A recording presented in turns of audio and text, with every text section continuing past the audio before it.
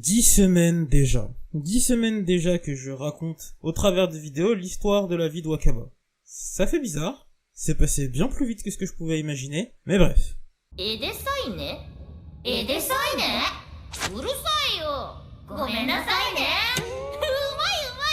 Salut, c'est Fat Black, et aujourd'hui, review de l'épisode 10 de So I'm a Spider, So What.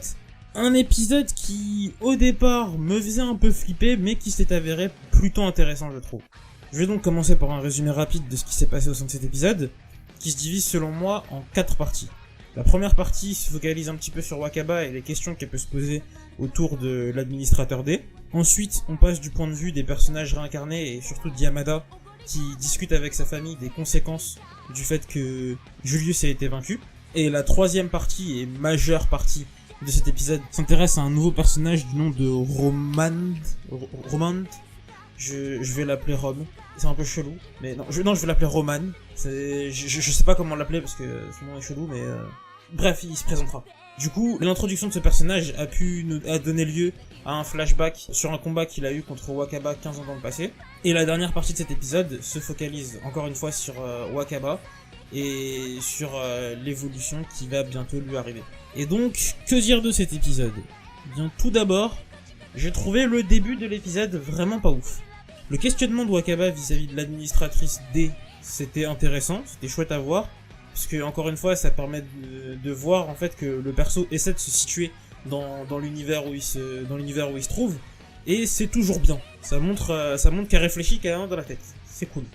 Par contre, la partie sur les personnages réincarnés, sur Yamada et sa famille, personnellement, j'en avais rien à cirer. C'est ces moments-là, en fait, où je me dis, la mise en scène de l'anime, elle est pertinente et arrive toujours à garder une certaine cohérence et à donner des éléments utiles et des éléments qui permettent de se situer dans le temps. L'un des éléments qui permettait de se situer dans cet épisode, c'était le roi qui, dans cet épisode, est vieux et qui, dans le flashback de Roman, est jeune. On peut le constater au fait que Roman lui dit votre fils vous attend à plusieurs reprises, et son fils c'est Yamada. On comprend en fait au travers de ça qu'il y a une différence de temporalité, encore une fois, entre les moments où on voit Wakaba à régner et les moments où on voit les personnages réincarnés. Ça c'est bien. Le fait d'avoir fait ce parallèle là, même de manière plus globale, il est intéressant. Je le disais la semaine dernière, ça permet de faire un parallèle entre les personnages réincarnés et Wakaba, entre leurs différences d'évolution, et de montrer aussi le temps qu'a mis Wakaba pour atteindre un certain niveau que les personnages réincarnés n'ont pas. Ça montre tout simplement leur différence d'environnement et la différence d'évolution qu'il y a pu y avoir entre eux. Ça c'est cool. Le problème, c'est que pas mal d'événements qui sont montrés vis-à-vis des personnages réincarnés sont juste chiants. Enfin, après c'est un avis personnel pour le coup, mais vraiment quand je les vois, je m'en fous, je m'ennuie. C'est pas ouf. Et en soi, trouver un truc ennuyant dans une série, c'est quand même l'un des plus gros défauts que je puisse lui donner. Parce que dire que c'est quelque chose qui me dégoûte, dire quelque chose qui me déplaît, quelque chose comme ça, ça peut être la volonté de la série. Mais se retrouver face à un événement qui est ennuyant, non. C'est pas ouf. C'est presque un échec pour la série. Et je trouve ça dommage en fait que pour les personnages réincarnés, ils aient pas réussi à rendre ces moments-là attrayants en fait. Et que ça soit juste ennuyant. C'est vraiment dommage. Mais du coup, oui, pour l'événement qui se passait dans cet épisode, il y a juste un truc qui, là, pour le coup, ça m'a pas ennuyé, mais c'était vraiment pas ouf. C'était les zooms sur l'un des deux frères de Yamada, ouais. Genre, il va faire un truc à l'avenir, visiblement. Il va faire une connerie, je sais pas quoi, mais voilà. Enfin, faut pas faire des zooms comme ça, dramatiques sur les personnages. C'est pas ouf. Enfin bref. Mais du coup, l'événement qui, pour moi, était le plus intéressant et le mieux mis en scène, c'était le flashback de Roman sur son combat vis-à-vis de Wakaba, il y a 15 ans. C'était intéressant parce que, visuellement, l'anime nous a montré quelque chose que j'ai trouvé de vraiment agréable. C'était les deux façons dont on pouvait percevoir Wakaba. Dans cet épisode, on a majoritairement perçu Wakaba sous l'œil de Roman, du roi et des soldats. Et on voyait que l'apparence que Wakaba avait pour eux était quelque chose de vraiment monstrueux. C'était vraiment une araignée surpuissante et surcheatée qui pouvait défoncer n'importe qui. Alors que nous, depuis le début de la série, la vision qu'on a de Wakaba, c'est une araignée toute mignonne, en format chibi, etc. que t'as limite envie d'avoir comme ami. Mais la véritable, entre guillemets, apparence de Wakaba, c'est bien celle que Roman et tout voient. Et ça faisait... Franchement, c'était assez intéressant de montrer cette apparence de Wakaba que maintenant.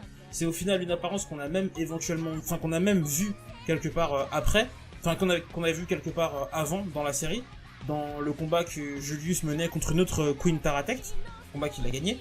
Ouais, franchement, c'était assez sympa, c'était en plus un clin d'œil qui quelque part nous teasait l'apparence que Wakaba allait avoir. C'est quelque chose que j'imaginais déjà et que je crois que j'ai même dit dans une précédente review, mais vraiment en fait, je pensais pas que l'apparence qu'on voyait l'apparence Zoa Ele, si je me trompe pas, qu'on voyait de Wakaba était déjà cette apparence-là surpuissante qu'elle aura au fur et à mesure de la série.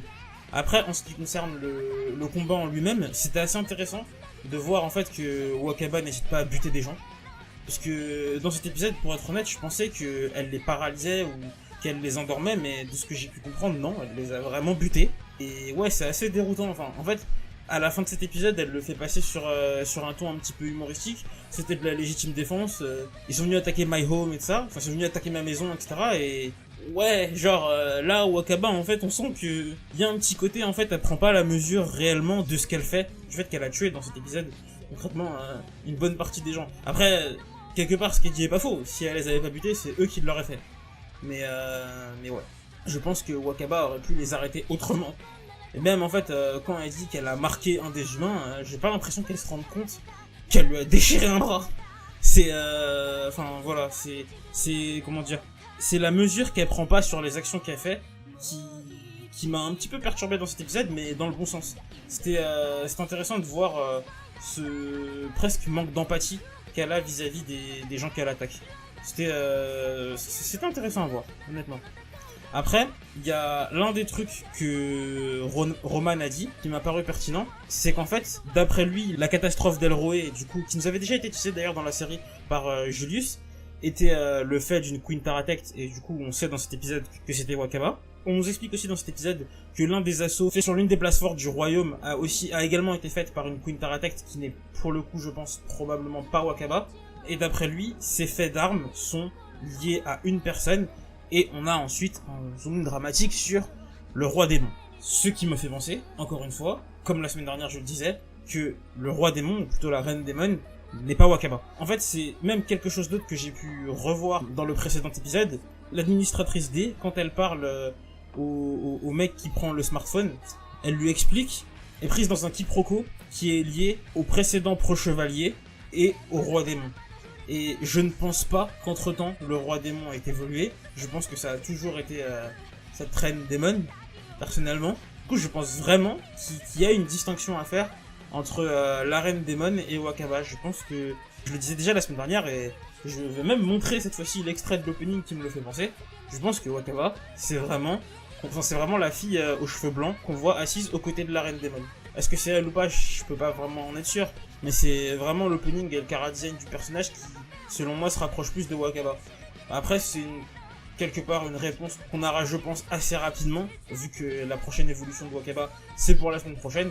Il se peut que je me plante complètement, il se peut que je me rapproche un peu de la vérité, ou il se peut que j'ai raison, j'en sais rien, c'est que de la théorie au final.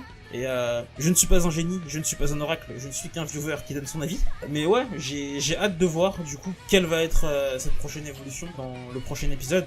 Peut-être même que ce sera pas cette évolution là, mais la suivante qui sera déterminante. Mais en tout cas, j'ai hâte de voir l'évolution qui nous permettra de déterminer qui elle est. Je pense que ce sera celle-là, parce que ça dit installation des données en cours et tout à la fin. Enfin, je pense que c'est vraiment une évolution qui sera davantage majeure. D'ailleurs, c'est une évolution qui se fait à un niveau 20 et pas à un niveau 10, contrairement à ce qu'on a eu l'habitude de voir, il me semble.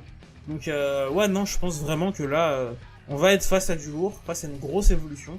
Et je suis plutôt impatient de voir cela. Voilà. Du coup, c'est tout ce que j'avais à dire pour cet épisode. Je vous dis likez si vous aimez, dislikez si vous aimez pas, abonnez-vous si vous voulez et partagez si vous le sentez, mais surtout commentez. Et aidez Wakaba à tisser sa toile parmi les animés de cette saison. Parce que ouais, Spider So What c'est cool, c'est sympa. Voilà. Salut les gens. ありがとうございます。ありがとうございます。ありがとうございます。